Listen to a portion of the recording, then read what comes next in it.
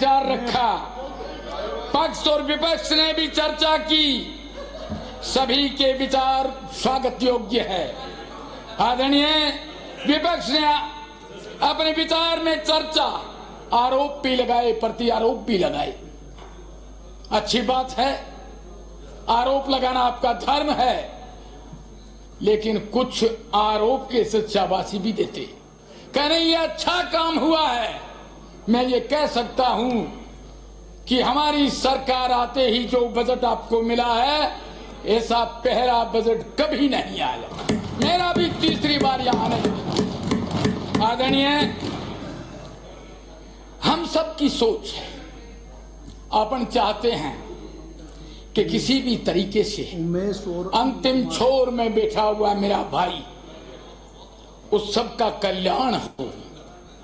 क्योंकि कोई भी विद्यार्थी परीक्षा देता है तो उसकी सोच होती है कि मैं कंपटीशन में आगे आऊं, और अपनी सबकी सोच है कि अपन आम जन का दिल कैसे जीते, उनको लोग कल्याणकारी योजनाओं से कैसे जोड़ें। ये हर एक की भावनाएं होती है और आपकी भी होनी चाहिए। लेकिन विगत सरकार में आप थे, हो सकता है आप में ये सोच नहीं आई होगी, तब हम यहां आ गए, आप वहां पधार के। माननीय अंतिम व्यक्ति के मतदाताओं द्वारा ही आज अपन सब इस पवित्र सदन के अंदर विराजे हैं। उन्होंने बहुत बड़ा विश्वास अपने में किया है और हम सब का दायित्व बनता है कि उनके विश्वास पे हम सब खरे उतर के उनकी हर योजना का काम, उनकी हर सोच को पूरा कर सके। माननीय सभापति महोदय, देश के प्रधानमंत्री आदरणीय नरेंद्र मोदी जी के कुशल नेतृत्व में विगत वर्षों में देश ने एक अद्भुत प्रगति की है।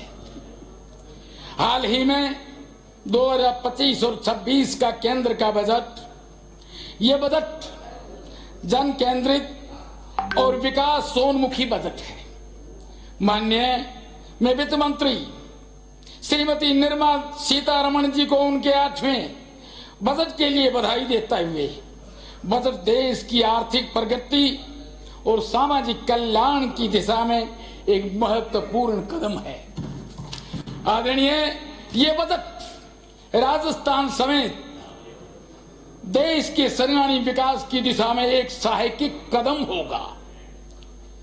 आयकर सुधार में मध्यम वर्ग के क्रय शक्ति बढ़ाने के लिए आयकर छूट 6 लाख से 12 लाख देना एक स्वागत योग्य है कि आम मध्यम व्यापारी, मध्यम वर्ग का आदमी, हर आदमी को बहुत बड़ा बेनिफिट मिला है।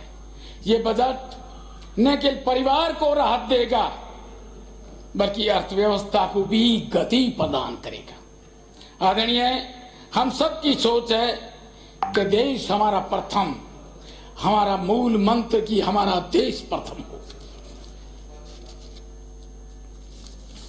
माननीय सभापति महोदय, प्रदेश में औद्योगिक विकास के लिए अपार संभावनाएं हैं। प्रदेश की अर्थव्यवस्था अच्छे लक्ष्य तक पहुंचे, ऐसी हम सब की सोच है। इसको साकार करने के लिए माननीय मुख्यमंत्री भजन लाल जी ने rising Rajasthan global investment summit की उनकी दूरदर्शी सोच का सफल उदाहरण आया है। आदरणीय, साथ ही माननीय मुख्यमंत्री जी ने 35 लाख करोड़ रुपए के निवेश की मजबूत बुनियादी रखी है।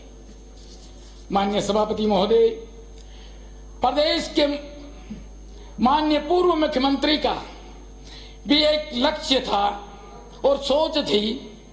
उनके नेतृत्व में तत्कालीन राज्य सरकार ने पहली बार इस योजना के माध्यम से राजस्थान को सर्वसम्मत बनाने की एक महत्वाकांक्षा विजन प्रस्तुत किया था। लेकिन दुर्भाग्य हुआ कि विगत सरकार के समय राजनीतिक लाभ के कारण इस परियोजना को अटकाया जाता रहा। ये क्यों अटकाया गया, ये सोच विपक्ष के माननीय सभी सदस्यों को सोचना है। माननीय सभापति महोदय, राजस्थान प्रदेश सदियों से जल संचयन और जल संरक्षण की तो में तत्कालीन राज्य सरकार ने पहली बार इस योजना के माध्यम से राजस्थान को सर्वसत बनाने की एक महत्वाकांक्षा विजन प्रस्तुत किया था। लेकिन दुर्भाग्य हुआ कि विगत सरकार के समय राजनीतिक लाभ के कारण इस परियोजना को अटकाया जाता रहा। ये क्यों अटकाया गया, ये सोच विपक्ष के माननीय सभी सदस्यों को सोचना है। माननीय सभापति महोदय, राजस्थान प्रदेश सदियों से जल संचयन और जल संरक्षण की परंपरा रही है। विशेषकर हमारा पश्चिमी राजस्थान, जिसके अंतिम छोर जिला जैसलमेर में मैं रहता हूं, जल संचय के लिए महत्व और बेहतर समझता था। वहां पानी मांगा जाता था तो आदरणीय सभापति जी घी का लोटा दिया जाता था। पानी इतना अमूल्य था। आदरणीय उस सोच के साथ माननीय मुख्यमंत्री जी ने ये प्रयास किया गांव और ढाणी में बसे लोगों की पेयजल व्यवस्था सुलभ हो। जल जीवन के मिशन के रूप में विगत सरकार को हर घर नल पहुंचाने का बड़ा अवसर मिला था।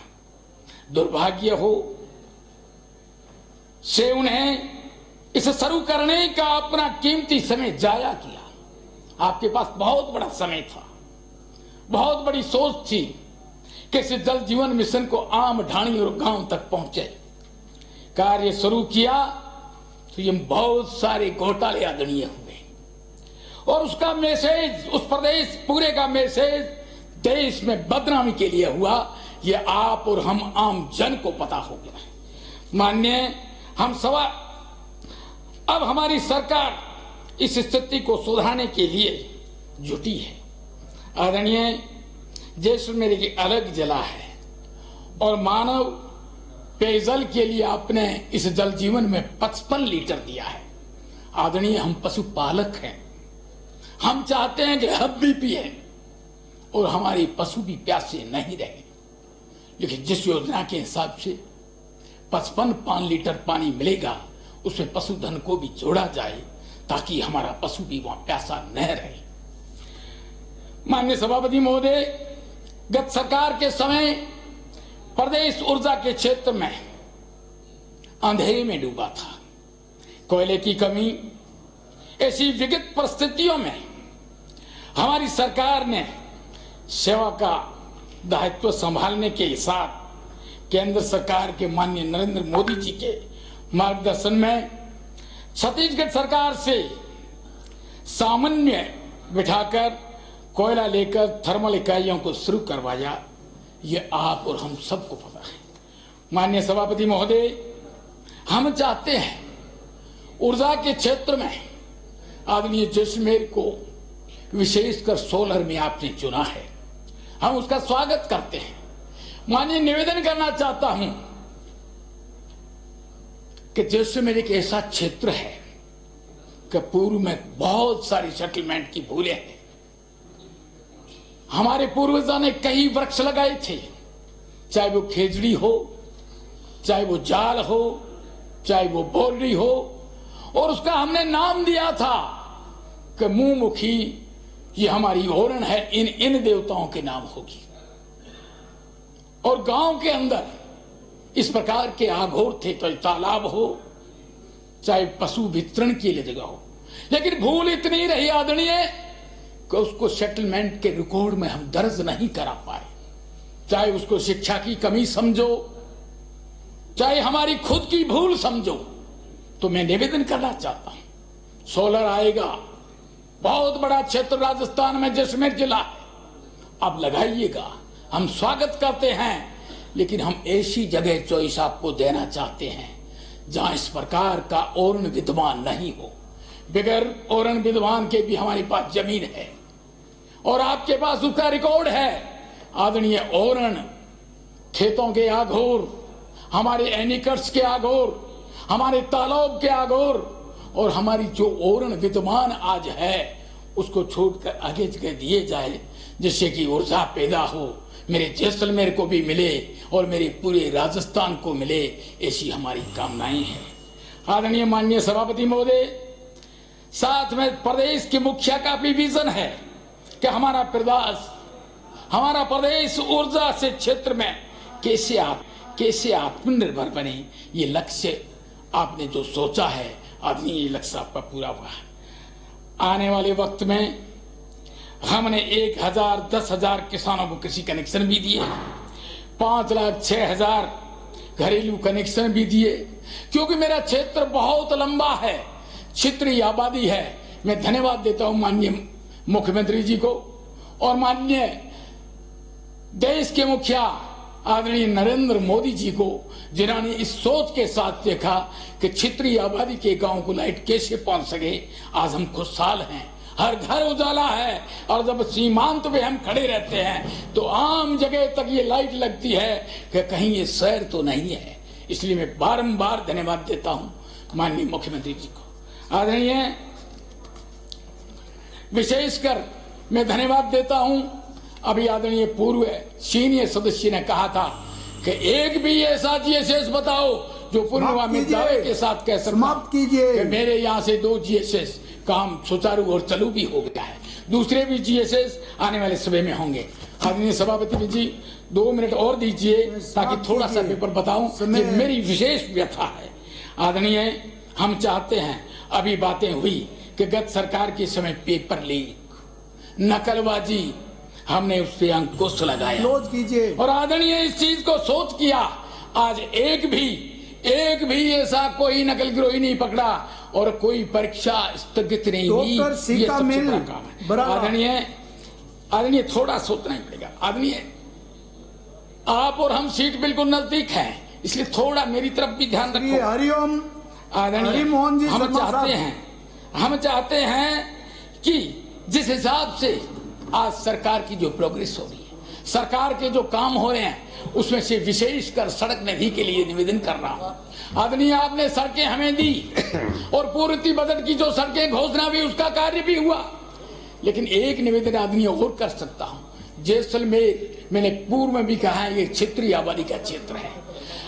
कोई भी नजदीक का गांव, चाहे 2 जिला हो, चाहे दूसरा नजदीक का जिला हो, वो यदि 5 किलोमीटर लाइट ले जाएगा तो 5 गांव जुड़ जाएंगे, और 5 किलोमीटर जैसलमेर जिले में जाएगा तो उनका 1/4 भी वहां तक नहीं। आदरणीय सभापति मैं चाहता हूं कि जैसलमेर के लिए एक विशेष पैकेज दिया जाए दूरी के हिसाब से, क्योंकि जैसलमेर आपका कमाऊ जिला है, चाहे वो लाइट के हिसाब से हो, चाहे आपके खनिज के हिसाब से हो, चाहे आपके उद्योग के हिसाब से हो। मेरा निवेदन है जैसलमेर के लिए विशेष पैकेज रखा जाए। आदरणीय सभापति महोदय,